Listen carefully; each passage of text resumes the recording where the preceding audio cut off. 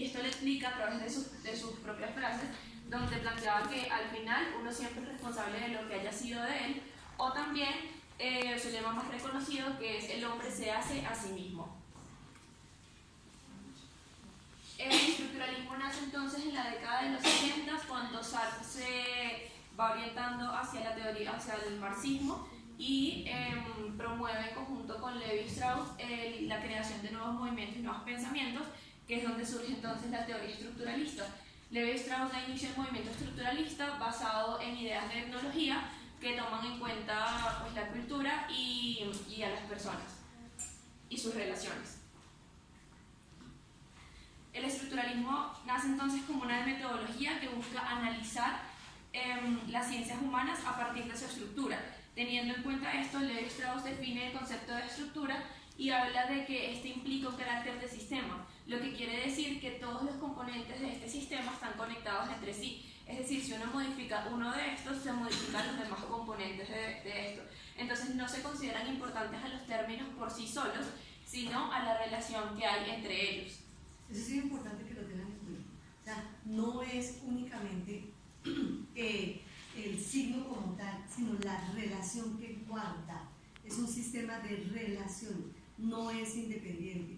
¿De acuerdo? Por eso Matelar al inicio de la lectura dice, la sociedad es un sistema orgánico, es una estructura, pero que no es, digamos, totalmente plana, ni esquemática, ni que sea, es una estructura que se mueve, por eso se llama, que tiene que ver con las relaciones que guarda un elemento con otro elemento. ¿De acuerdo? El estructuralismo se inspira especialmente en la teoría lingüística de Saussure, que explica que todo acto social al manifestarse representa algo y por ende puede ser, o sea, por este motivo puede ser representado y comunicado a través de los signos. Para esto, en esta teoría lingüística también se hace una diferenciación entre el lenguaje, la lengua y el habla. El lenguaje está constituido por un sistema de signos, los cuales son utilizados por las personas para comunicarse, y es a este sistema de signos al que se hace referencia en la teoría lingüística, pero también se hace esta diferenciación entre lengua y habla, porque la lengua es entendida como una parte de este lenguaje, y es determinada, es un producto social porque es una convención entre las personas. Mientras que el habla es el acto, se refiere al acto individual, al discurso de cada persona y al uso que hace individualmente cada persona del habla. ¿Les queda claro? Es que el lenguaje, digamos, el lenguaje, digamos, el colombiano, ¿sí? Tenemos un lenguaje propio, tenemos unos dichos, digamos así, propios nuestros, que nos diferencian del lenguaje que tienen así hablamos todos español en América Latina, pero mantenemos cosas distintas. La lengua es una determinada parte del lenguaje del producto social, en todos los colombianos hablamos, dicen, usted es colombiano, así, pero usted es paisa, usted es costeño, todos tenemos un tono distinto, la lengua. Y el habla es individual, ¿qué hubo, marica? Eso es individual, yo no digo ¿qué hubo, marica? ¿Usted qué tal? No lo digo yo, pero tú sí lo dices, eso es el habla. ¿Listo? Entonces, uno de los elementos más importantes de la teoría estructuralista entonces es el signo. Los elementos que componen el signo, según Saussure, son el significante y el significado, que al articularse pues, le dan el poder que tiene este signo. El significante hace referencia a la imagen acústica o a la imagen sensorial que se tiene de algo. Esto quiere decir el conjunto de signos que al conjugarse permiten representar los sonidos o las palabras. En este caso sería entonces las letras son los signos que representan la imagen sonora o cómo suena la palabra árbol.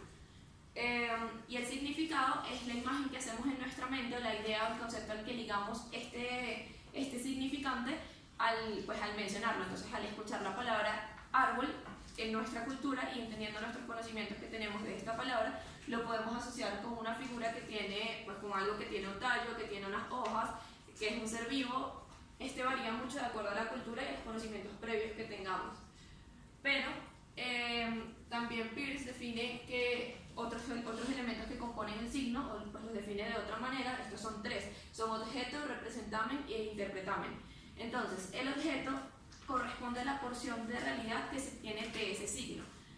Ahorita les hago un ejemplo. El representamen es la representación sonora que se tiene de algo, que sería lo mismo que les expliqué de los signos de las letras que componen la palabra. Y el interpretamen es el signo al que el representamen hace referencia. Entonces es muy importante hacer hincapié en que este tiene relación con las experiencias que tiene la persona, que la persona ha vivido, o los significados culturales que tiene algo. Entonces, si volvemos al ejemplo del árbol, con los elementos que componen el signo según Peirce, podemos ver que el objeto es la realidad a la que corresponde la relación entre la palabra y el objeto. El representamen serían las letras, que son los signos que componen la palabra, y el interpretante sería el conocimiento que tenemos entonces de este objeto. Pero entonces les traje otro ejemplo para entenderlo más claramente. Entonces, el objeto sería, por ejemplo, la esvástica, pues lo que uno se relaciona con ese significado. El representamen sería el conjunto de letras, que son los signos que componen esta palabra, y el interpretante, por ejemplo, varía dependiendo de la cultura, porque para nosotros la cultura es relacionado este símbolo con la Alemania nazi, por ejemplo, mientras que en la cultura oriental la esvástica es relacionada con prosperidad y con paz. ¿Sí o no?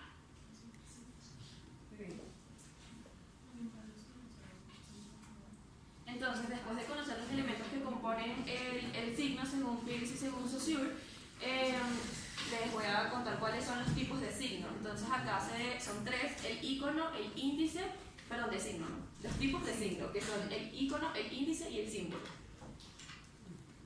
Entonces, los íconos son aquellos que tienen una relación de semejanza directa con el objeto al que representan. Entonces, por ejemplo, los íconos acá sería la figura como tal del sol, que hace representación directa a su forma o al objeto real. Fíjense que eso se presta mucho para la señalética. ¿De acuerdo? Los íconos, los signos, los símbolos que representan. Fíjense que la señalética es perfecto ejemplo para esto. Si ustedes entran a un restaurante X, bueno, la señalética no es solo el diseño de los bichitos y de las formas.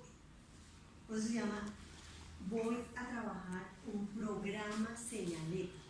¿Por qué se dice programa señalético? Porque tiene que ver, uno, con la comunicación y dos, con el diseño. ¿De acuerdo? Eso sí tienen que ir juntos sí o sí, porque la comunicación ayuda a que cuando se diseñe este tipo de programas de señalética se tenga en cuenta el espacio y se tenga en cuenta la relación que debe existir de los íconos, de los signos, de los símbolos con el ser humano, ¿de acuerdo? Su objetivo es ubicar a la gente en el espacio. Por eso es tan costosa una señalética. Diseñar una señalética no es poner el bicho en la mitad. Señalética tiene que ver con ese programa de comunicación también, y vale alrededor de 30 a 50 millones el diseñar una señalética. A ver si ustedes como diseñadores pueden hacer muchísimo, ¿de acuerdo? Y no quiere decir que es que el diseñador no hace un culo y que se gana 3 pesos. Ah, eso quedó grabado, tienes que borrarlo. Pero no quiere decir eso. La señalética es de los programas más lindos que existen. Entonces existe una señalética que es universal, por ejemplo. Cuando ustedes han viajado y van a los aeropuertos, sí o sí la señalética no tiene pérdida. Y los baños son íconos que identifican mujeres y hombres. Salida de emergencia, salida de vuelos internacionales, llegada de vuelos nacionales. Es clarísima la señalética, sepa uno español, arameo, japonés, mandarín. Si ustedes están en Japón, la señalética es y no se pierden, sí o sí. Pero si ustedes van a diseñar una señalética para Juan Valdés, una señalética para Andrés Carne de Res, o sea, cuando son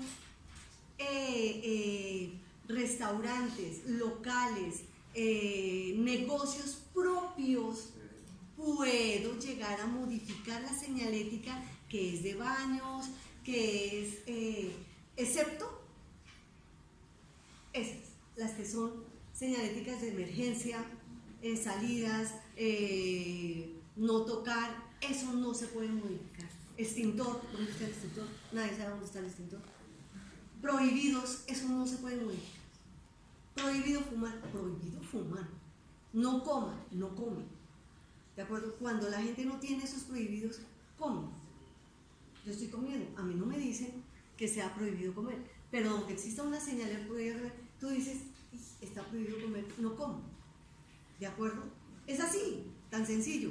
¿De acuerdo? Entonces, esto, lo del icono, lo del signo, sí o sí tiene que ver con esos programas señaléticos, y esto tiene que ver con lo que son el diseño de logotipos y logosignos. ¿De acuerdo? Tienen que representar algo.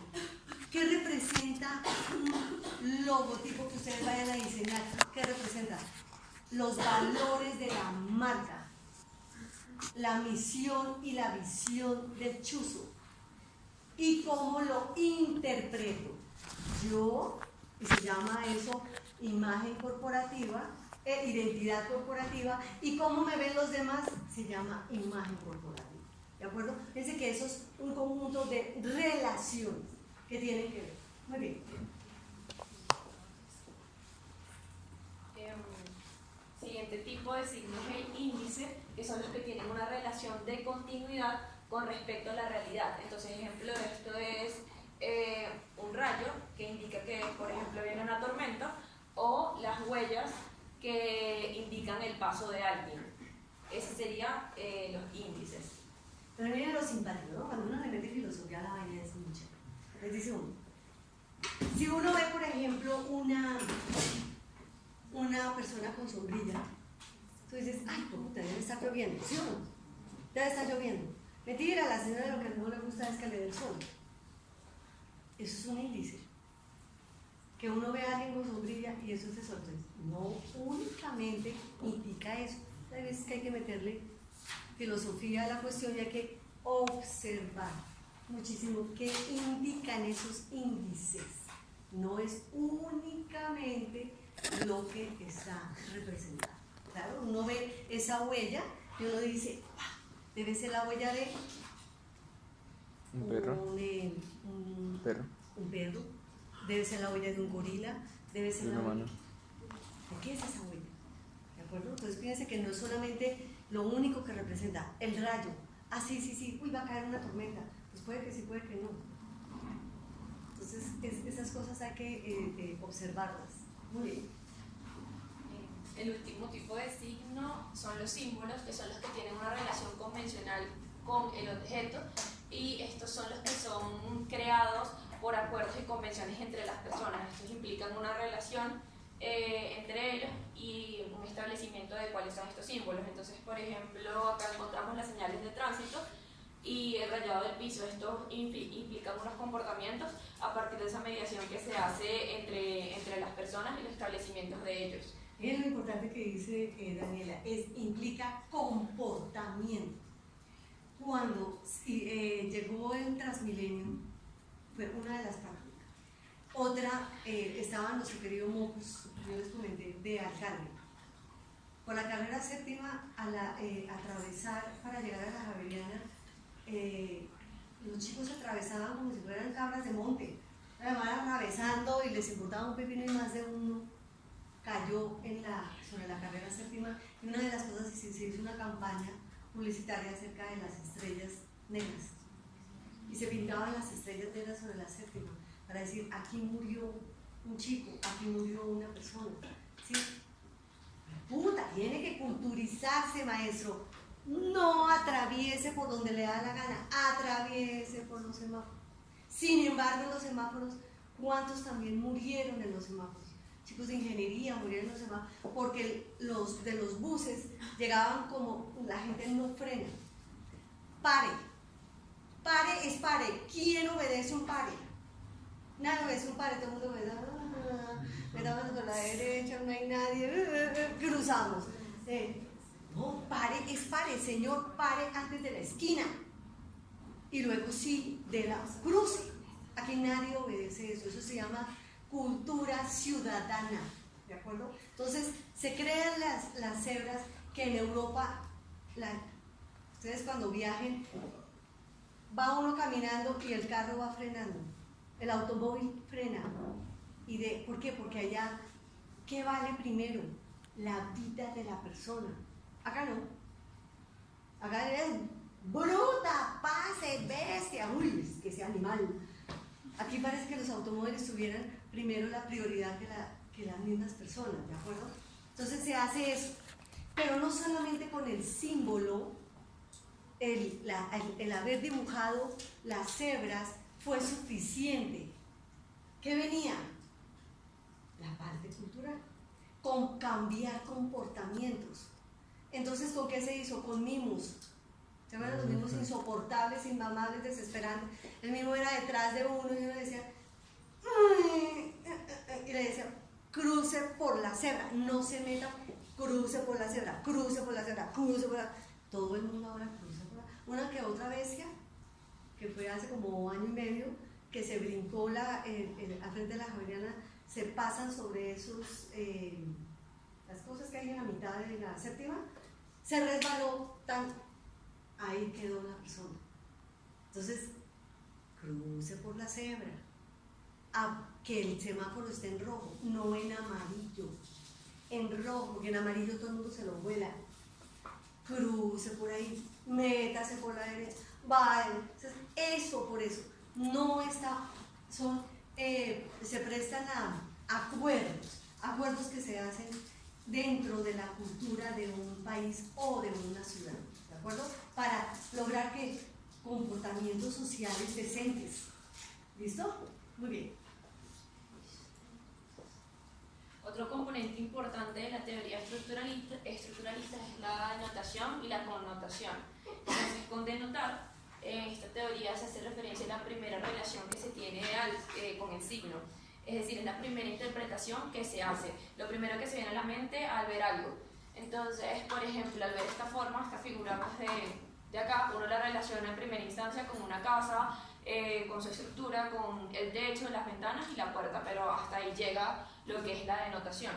En cambio, la connotación va más allá de esto. La connotación tiene significados agregados o añadidos por cada persona y usa metáforas, valoraciones personales y subjetivas de cada uno. Entonces, ya al ver esta imagen de la casa, la persona no solo lo relaciona con la estructura física, sino que también le añade significados como compartir, familia, entre otros.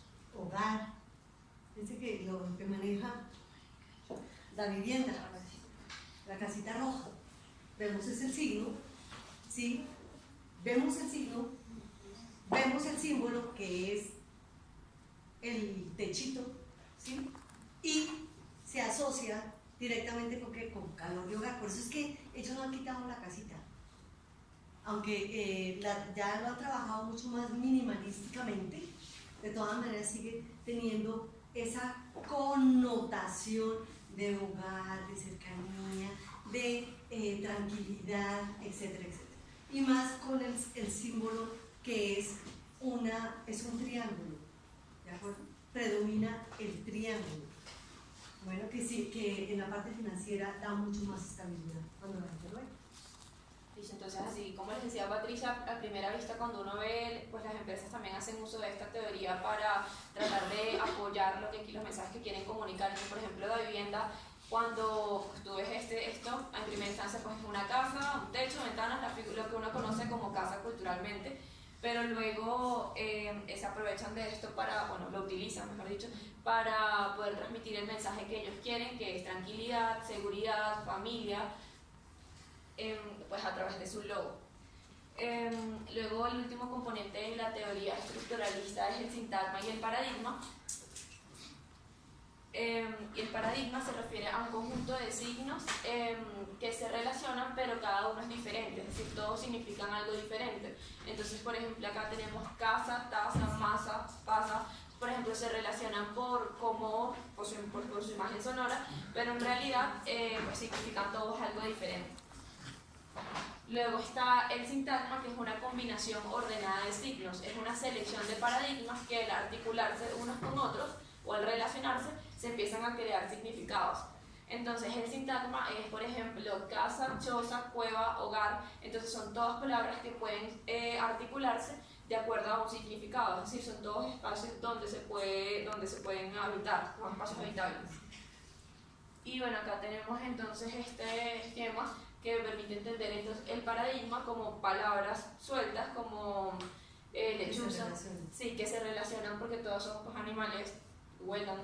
Entonces lechuza, mariposa, abeja, alondra, garza, avispa. Pero el sintagma es cuando se le da sentido a todo esto organizando un conjunto de paradigmas en una frase que tiene sentido. Entonces, por ejemplo, la abeja se posó en la rama, la alondra se posó en la rama, y bueno, así funciona. ¿Sí entiende? Es diferente si yo si pusiéramos lechuza, mariposa, perra, alondra y el perro se posó en la rama. Pues no. O sea, tiene que tener alguna relación.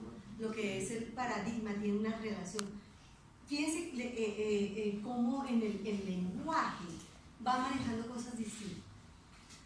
Un poquito, no sacándolo de contexto, pero sí hay que tener ahora mucho cuidado con el lenguaje, cómo hablamos y nos referimos a las personas. Hay que tener, antes uno iba diciendo las cosas que se le iban ocurriendo, uno iba diciendo las cosas que sentía. Punto. Ahora se volvió todo que hay que tener prudencia como se manejan las cosas. Por eso son los problemas que tiene la gente, los políticos ahora. ¿De acuerdo? Que no pueden ir diciendo todo lo que se les va ocurriendo y todo el mundo va interpretando diferente. Esto del estructuralismo es eso, las interpretaciones que se dan a través de los signos y de los símbolos. ¿De acuerdo? No podemos poner el perro se posó en la rama, pues a ver, pero es que mi perro se sube al árbol, pero le da su pinche perro, ¿y qué raza es? No, un French Poodle o un Bulldog que escasamente se sube un escalón. Es qué tipo de lenguaje estamos utilizando para comunicar algo con sentido, ¿de acuerdo? Nosotros estamos rodeados de signos, de símbolos, todo el tiempo, ¿de acuerdo? Muy bien. ¿Claro?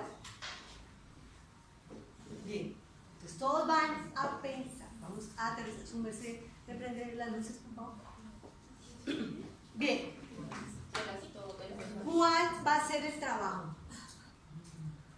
Tenemos la teoría estructuralista. Signo, símbolo, ¿sí? Icono, las interpretaciones. ¿Estamos de acuerdo? Bien. Teníamos nosotros a veces, poníamos de ejemplos para la elaboración de este trabajo, quisieran sobre los símbolos y los signos en la alfombra roja. Ah, sí, interesante. Ah, pero se volvió mamón. Después hicimos uno sobre los signos y los símbolos de la narcocultura. Chévere, también muy chévere, muy interesante, porque se comienza a pensar cuáles son, y no de la narcocultura como tal, sino la narcocultura en las marcas de lujo. Pues como las marcas de lujo, por ejemplo Gucci, por ejemplo Armani, por ejemplo Louis Vuitton, manejan ese tipo de cosas. Entonces tienen versiones para narcos y versiones para la clase que ellos siempre han trabajado. ¿De acuerdo? Entonces, ¿cómo van cambiando esos símbolos y cómo dice uno qué son esas marcas chiviadas que decimos nosotros? ¿De acuerdo? Pero yo la uso, pero yo la tengo. Porque yo tengo que copiarme ese estilo, tengo que hacer algo. Socialmente, culturalmente es interesante mirar ese tipo de cosas. Pero ya no lo vamos a hacer. Lo mismo lo hicimos sobre los automóviles de lujo. Buenísimo, pero tampoco lo vamos a hacer. Entonces, ¿qué es lo que vamos a hacer? Y esto es, ¿por qué? Porque las cosas no pueden ser, pues son simpáticas, agradables, chéveres, porque tienen que ver con diseño, con comunicación, para ir entendiendo cómo las teorías no se quedan solamente en un libro, ¿de acuerdo? Bien, ¿Cuál es el fenómeno que en este momento nos está tocando vivir en Colombia? Ay, no sé. Ay, chicos. Listo, eso lo pongo ahí, no se me olvida. Noticias. Y esto es muy importante, muy. ¿Cuál es de las noticias complicadas que hay ahora? Y fíjense que lo dicen así como muy, como en la tercera página. Hay un brote de tuberculosis. ¿Saben qué es la tuberculosis? ¿No, cretinos? Ajá. Hay un brote de tuberculosis en Bogotá. Eso es muy grave, muy grave. Es decir, debe, por ejemplo, ¿quién tosió? Su merced. Su merced. Cuando vayan a toser y vayan a estornudar, van a toser, por favor, háganlo. No se sabe.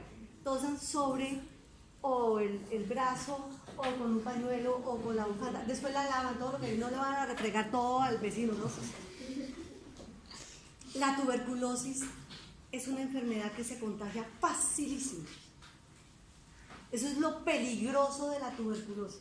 La tuberculosis se había acabado, pero problemas, el SIDA. Todo va para ustedes, chicos. Que todos sigan con todo, si no nos importa en dónde, si en la cocina, en el closet, o en lo que sea. Y que, se nos olvidó el condón. Hijo de puta, que no quede en embarazo de puro milagro. Eso es lo de menos, quedar en embarazo. ¿De acuerdo? Del SIDA no se habla. No se volvió a hablar. Y estamos hasta aquí de eso. Hasta aquí de eso. La Organización Mundial de la Salud dijo en 1985, cuando todos comenzamos a decir ¿qué es lo que está diciendo? ¿Qué es eso? ¿Qué es eso de VIH? ¿Qué? Muy bien, doctor. Entonces, comenzaron a echarle la culpa a los que las relaciones que un piloto tuvo con un mico en África. Y comenzaron a tener todas las teorías y después, ¿cómo así que todos los homosexuales están cayendo uno detrás de otro? ¿Qué es lo que está pasando? Entonces dijeron, eso es un problema de homosexuales. Entonces dijeron, sí, son los homosexuales. Entonces todos los heterosexuales hicieron, esos son ellos y nosotros no. Pues no, fueron heterosexuales, homosexuales. Y ahora esto está hasta acá de VIH. El problema es que hasta los 10 años la gente se da cuenta de que sí tiene VIH. Entre esos 10 años ha contagiado a medio mundo. La Organización Mundial de la Salud dice, para el año 2000, ya estamos pisando segunda década del 2000, para el año 2000 el 50% de la población mundial comenzará a morir de SIDA. 50% de la población. Eso no se vuelve a decir nada. Fíjense, chicos, que cuando hay ese tipo de cosas se investiga, se mira y se tiene mucho cuidado, cretinos, ¿no? Nada que es que estoy tan emocionado, no vaya y bañese, hijo de puta, si no tiene un condón. Y lo mismo las mujeres, hay que tener cuidado. Sí, claro. Todos nos acostamos con la historia sexual del vecino. Sí, ese se ha acostado con 30, usted se ha acostado con 50. A ver, ¿qué es lo que pretende? ¿De acuerdo? ¿Qué pasó? El SIDA ha hecho que ese tipo de enfermedades que ya no existían broten otra vez. Y hay el brote de la tuberculosis. Entonces, tengan cuidado. Si ven que hay una persona que está, si viajan por Transmilenio o están en un restaurante o están donde sea, hay una persona que está tosiendo, aléjense. Son 30 metros que la persona tose y achú. Y eso es achú y eso es terrible. ¿De acuerdo? A ver, a mí me llegó un mensaje de la EPS de Corsano. Cuídese así. Eso quiere decir que sí hay un brote complicado. Pues van a cuidarse, ¿entendieron, chicos? 2. El brote de tuberculosis parece que ya está ubicado y es en los indigentes. Todos los indigentes. todo lo que son los habitantes de la calle. Por supuesto, vienen las drogas, que no solamente es por contacto sexual, las drogas, la peluquería, eso hay mucho. Entonces, ese tipo de avisos nos tiene que decir algo. Entonces, conste que les aviso. Muy bien. Otro problema que tenemos nosotros ahora, ¿cuál es? Otro fenómeno que se está dando, no es un problema, un fenómeno, la migración. La migración. ¿Listo? Van a poner atención, la migración. Tenemos una migración de quiénes. Y van a decir, no, de los europeos. No, cretinos, aquí no tenemos migración de europeos. ¿De quiénes? Venezolanos. Venezolanos, muy bien. Jijuemi y un venezolano. Los pequeñitos venezolanos también trajeron el brote del sarampión, pero parece que eso se está controlando porque se están vacunando acá. ¿De acuerdo? Venezolanos. Venezuela. Pero, ¿qué pasa cuando hay una cultura que está migrando a otra cultura? ¿Qué pasa con eso? Que se llama, al establecer la relación de dos culturas, comienzan a verse esas hibridaciones, culturas híbridas, ¿de acuerdo? No estoy hablando de los venezolanos que simplemente van de paso, que entran y se ubican en Ecuador, van para Chile, van para Argentina, Uruguay, Brasil. Colombia, digamos que es la entrada para América Latina para que la gente de Venezuela se mueva. No, hay unos venezolanos y bastantes venezolanos que se están quedando y venezolanos que están conviviendo con colombianos. ¿De acuerdo? Bien, mi yerno es venezolano. Mide 1,92. Pues claro, cuando me conoció y yo lo conocí, yo le decía, ay no puede ser que tú seas solo venezolano y de ese tamaño tan enorme, no puede ser. Entonces me decía, yo nunca había tenido una suegra tan pequeñita. Y es muy pilo, él viene y se establece legalmente, por supuesto, legalmente. ¿Y qué está pasando con él y mi hija? Y la familia nuestra, cómo se está permeando de la cultura que trae Daniel, que se llama chico, ¿de acuerdo? Esas se llaman hibridaciones culturales, hibridación. ¿Cómo se están dando esas hibridaciones? ¿De acuerdo? El tema, hibridación cultural.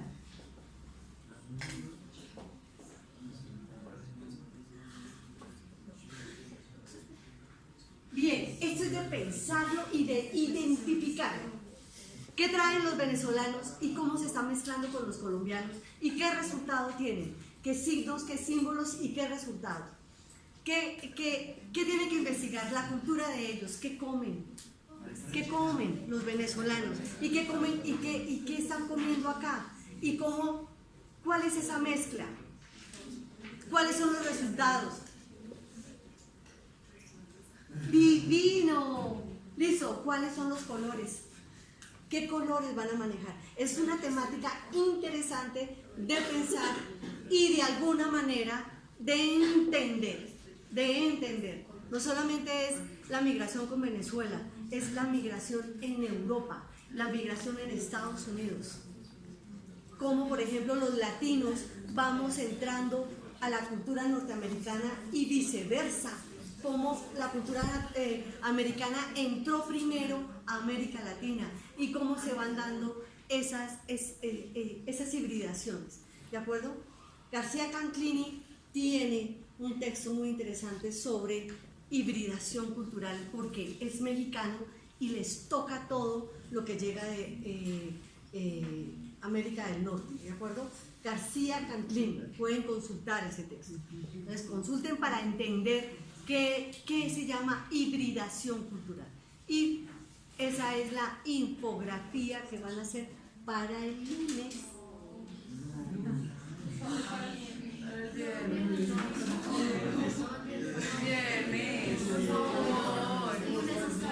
Por favor, es que está pesado. ¿Qué van a hacer el sábado y el domingo aparte de dormir? Estudio. ¿Y a mí qué me importa el hijo de puta estudio? Todos son de estudio. ¿Cuándo le dicen al señor de estudio, tenemos a Patricia, nada más dicen eso. A ver, el lunes entraríamos entonces a hacer la exposición sobre la Gestalt, pero es para que no se les vaya a cruzar las tuercas, ¿no? La Gestalt es otra, digamos, tiene que ver con el diseño también y tiene que ver con signos, es también una teoría espectacular. No la contempla, por supuesto, Mandelar porque no tiene que ver directamente con comunicación, pero sí tiene que ver con comunicación. ¿De acuerdo? Listo, entonces, hagámosla para de hoy en 8, la infografía. ¿Estamos? Sí. Muy bien. Muy bien, entonces de hoy en 8 del lunes hacemos la otra exposición. ¿Listo? ¿Preguntas? ¿Les quedó claro? Ah, no, pues usted se llegó 3 horas tarde, ¿qué le va a quedar claro? Pues nada. Ah, no, pues en grupo, la infografía es en grupo. Infografía es en grupo. Entonces vayan mirando, vayan consultando, mirando cómo van a hacer esa infografía. Háganla creativa, chicos, y háganla. Tiene que ser muy informativa, ojo, porque hay una colombiana que va a calificar y hay una venezolana que va a calificar. ¿De acuerdo? Muy bien. Ay, no. ¿No es para matarla? Hibridación cultural, 2 puntos, Venezuela y Colombia. Ok, ahora civilización cultural, los perros y los gatos, no. 2 puntos, colombo-venezolanos, o Venezuela, Colombia. ¿De acuerdo? Ese es el tema. Entonces, para de hoy en 8, ¿listo? García Canclini. Néstor García Canclini. Néstor García Canclini. ¿Listo? Se llama culturas híbridas, creo la letra. Culturas híbridas. Solo pueden leer ese y les da una idea. ¿Listo? ¿Más preguntas? ¿Ninguna pregunta? Feliz fin de semana. Nos vemos.